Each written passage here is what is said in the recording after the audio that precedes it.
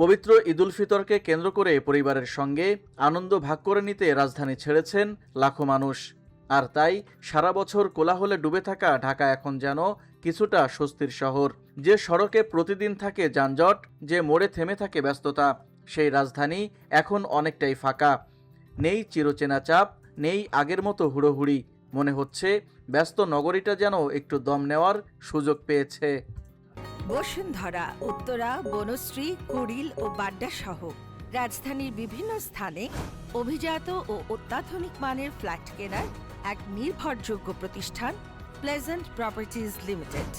আসলে এই ঈদের করে ঢাকা শহরে আজকে মনে হচ্ছে যে আমরা গ্রামের রাস্তায় চলতেছি, কারণ ঢাকা শহরে সব লোকজন চলে গেছে, যার যার ছুটিতে চলে গেছে। ঢাকার শহরের রোড ফাঁকা, মোটামুটি এমন মনে হচ্ছে আমার দীর্ঘদিন আমি ঢাকায় থাকি বা আসি, এরকম অবস্থা আমি দেখি নাই। সত্যিকার বলতে কি, ঢাকার শহরে মনে হচ্ছে আজকে উন্মুক্ত, সবাই খোলামেলা চলাফেরা ভাবে চলতে পারতেছি আমরা। কোথাও যানজট নাই, কোথাও কোনো বাধা বিঘ্ন সৃষ্টি নাই। মনে হচ্ছে এটা একটা গ্রাম্য পরিবেশের মতো আমার কাছে মনে হচ্ছে এটাকে।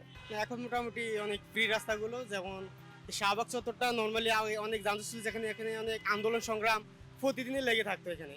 তো এখন বর্তমানে যে ঈদের ছুটির কারণে সবাই যেহেতু বাইরে চলে গেছে, এখন এখানে আসতে বা যাইতে তেমন একটা সময় লাগতেছে না।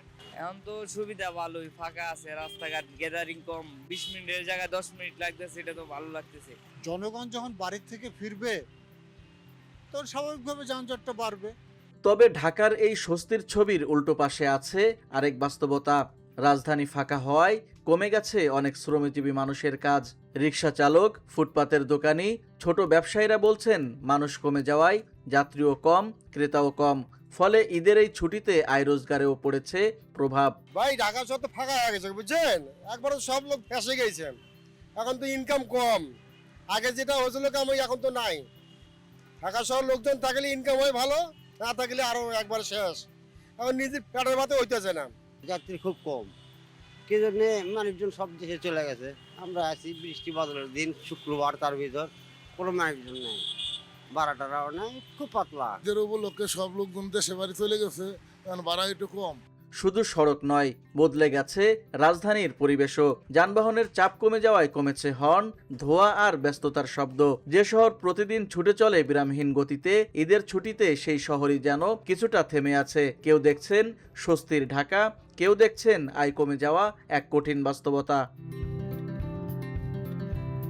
ঈদের এই ছুটিতে ফাঁকা ঢাকার ছবি যেন প্রতি বছরই মনে করিয়ে দেয় এই শহরকে সচল রাখে লাখো মানুষের প্রতিদিনের ছুটে চলা। ছুটি শেষ হলে আবার ফিরবে মানুষ, ফিরবে ব্যস্ততা, ফিরবে যানজট। ততক্ষণ পর্যন্ত রাজধানী উপভোগ করছে তার বিরল নীরবতা। মুজাহিদুল ইসলাম, ভিওডি বাংলা, ঢাকা।